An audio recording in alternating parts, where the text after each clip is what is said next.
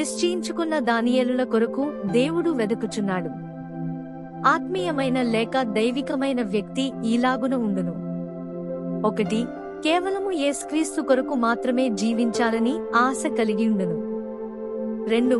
మనుష్యుల మెప్పు కొరకు కాక యేసు నుండి మెప్పు కొరకే జీవించును. 3. నిందారహితుడిగా పరిశుద్ధుడుగా ఉండటకు తన్ను తాను నిరంతరముగా శుద్ధి చేసుకునను. 4. పూర్ణ హృదయముతో యేసును ప్రేమించును మరియు దేవుని సంపూర్ణ చిత్తమును నెరవేర్చుటకు కోరిక కలిగియుండును. 5. తేనె పూసిన సువార్తనైనను లేక అర్ధ సత్యమైన సువార్తనైనను బోధింపక సత్యమైన క్రీస్తు వాక్యమును బోధించును. 6. దేవుని వాక్యము ద్వారా యేసుక్రీస్తు యొక్క శిష్యులను లేవనెత్తుటకు కోరిక కలిగియుండును, కాని అభిమానులను కాదు, ధనము లేక కీర్తిని గడించుటకు కాదు. 7. కేవలము యేసుక్రీస్తు మాత్రమే మహిమపరచబడుటను మరియు దేవుని వాక్యము ఘనపరచబడుటను కోరుకును. ప్రజలను సంతోషింపజేయుటకు ఎటువంటి కార్యక్రమములుగాని కార్యకలాపములుగాని ప్రాచారములుగాని అవసరము లేదు. 8.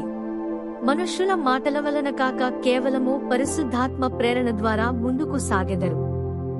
9. నిజముగా పరిశుద్ధాత్మ శక్తి చేత నింపబడియుందరు. 10. క్రీస్తు దేహమును ఆయనలో ఒక కుటుంబముగా చూచును మరియు స్వప్రయోజనము కొరకు ఎటువంటి విభజనలు తీసుకురాక లేక అనేక గుంపులుగా ఏర్పడక యుందరు మరియు రాజకీయాలు చేయకయుందరు. ఇవన్నీ సైతాను క్రియలు. 11. తనను తాను త్యజించుకుని అనుదినము తన సిలువనెత్తుకుని క్రీస్తును అనుసరించును. ఇటువంటి ప్రజలనే దేవుడు నేటి దినమున కోరుకొనును మరియు ఈ చివరి దినములలో తన మహిమార్థమై వాడుకొనును. తమను తాము అపవిత్రపరచుకొనకూడదని తమ హృదయములలో నిశ్చయించుకున్న దానియేలుల కొరకు దేవుడు వెదకుచున్నాడు. దానియేలు 1. అధ్యాయం 8. రాజు భుజించు భోజనమును పానము చేయు ద్రాక్షారసమును పుచ్చుకుని తన్ను అపవిత్రపరచుకొనకూడదని దానియేలు ఉద్దేశించి తాను అపవిత్రుడు కాకుండునట్లు వాటిని పుచ్చుకొనకుండా సెలవిమ్మని నపుంసకుల అధిపతిని వేడుకొనెను. దానియేలు 1. అధ్యాయం 8. 12. భోజనమునకు శాకధాన్యాదులను పానమునకు నీళ్లును నీ దాసులమగు మాకిప్పించి దయచేసి 10 దినముల వరకు మమ్మును పరీక్షింపుమని దానియేలు నియామకునితో చెప్పెను. దానియేలు 1. అధ్యాయం 17. 10 దినములైన పిమ్మట వారి ముఖములు రాజు భోజనము భుజించు బాలురందరి ముఖముల కంటే సౌందర్యముగాను కళగాను కనబడెను. దానియేలు 1:15. ఈ 4 బాలుల సంగతి ఏమనగా దేవుడు వారికి జ్ఞానమును సకల శాస్త్ర ప్రవీణ్యు వివేచనయు అనుగ్రహించెను. మరియు దానియేలు సకల విధములగు దర్శనములను స్వప్న భావములను గ్రహించు తెలివిగలవాడయుండెను. దానియేలు 1. అధ్యాయం 20. రాజు వీరి యొద్ద విచారణ చేయగా జ్ఞాన వివేకముల సంబంధమైన ప్రతి విషయములో వీరు తన రాజ్యమందంతట నుండు శకునగాండ్ర కంటెను గారడీ విద్య గలవారందరి కంటెను 10 అంతలు శ్రేష్ఠులని తెలియబడెను. దానియేలు అన్యదేశములో జీవించెను. క్రైస్తవ దేశము కాని ప్రదేశములో నివసించుచు క్రైస్తవ సిద్ధాంతములలో మరియు విశ్వాసములో రాజీపడకుండా దేవుని కొరకు ఎలాగు నిలబడాలో అతడు మనకు నిజమైన ఉదాహరణ. అయితే ఆ 4 యవ్వనస్తులు అన్యదేశము మధ్యలో దేవుని కొరకు శక్తివంతమైన సాక్షులుగానుండిరి.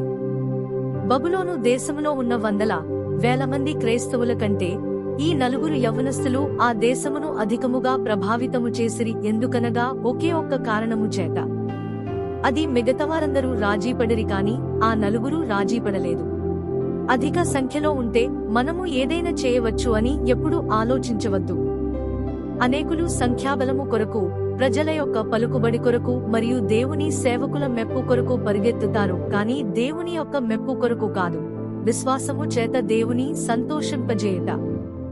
దేవుని కొరకు నిలబడిన 4 ప్రజలు ఈ లోకములో అతి శక్తివంతమైన దేశమును మరియు పాలకులను ప్రభావితము చేశారు. దాని సారాంశమేమనగా సంఖ్యాబలమును బట్టి కాక, మానవ శక్తిని బట్టి కాక, మనుష్య జ్ఞానమును బట్టి కాక పరిశుద్ధాత్మ ద్వారా దేవుడు తన కార్యమును జరిగించును. యథార్థవంతులు మరియు ఎన్నడూ రాజీపడని మనుష్యుల కొరకు దేవుడు చూచుచున్నాడు. దానియేలు 1. అధ్యాయం 8. తన్ను తాను అపవిత్రపరచుకొనకూడదని దానియేలు తన మనస్సులో నిశ్చయించుకుని ఉన్నాడు. తమను తాము అపవిత్రపరుచుకొనకూడదని తమ హృదయములలో నిశ్చయించుకున్న మరియు ఉపవాస ప్రార్థనల ద్వారా దేవుని యొక్క గొప్ప కార్యము కొరకు తమను తాము సిద్ధపరుచుకున్న దానియేలుల కొరకు దేవుడు వెదకుచున్నాడు. మరియు దానియేలు దేవుని కొరకు నిలబడినప్పుడు షద్రకు, మేషాకు మరియు అబేద్నెగోలు అతనితో కలిసిరి. ఈ మోసకరమైన దినములలో రాజీపడక క్రీస్తు కొరకు యథార్థముగా మరియు పరిశుద్ధముగా జీవించు ప్రజలు దేవునికి అవసరమైయున్నారు. ప్రభువైన యేసుక్రీస్తు మిమ్మును దీవించునుగాక. ప్రభువైన యేసుక్రీస్తు మీ అందరినీ ఆశీర్వదించునుగాక.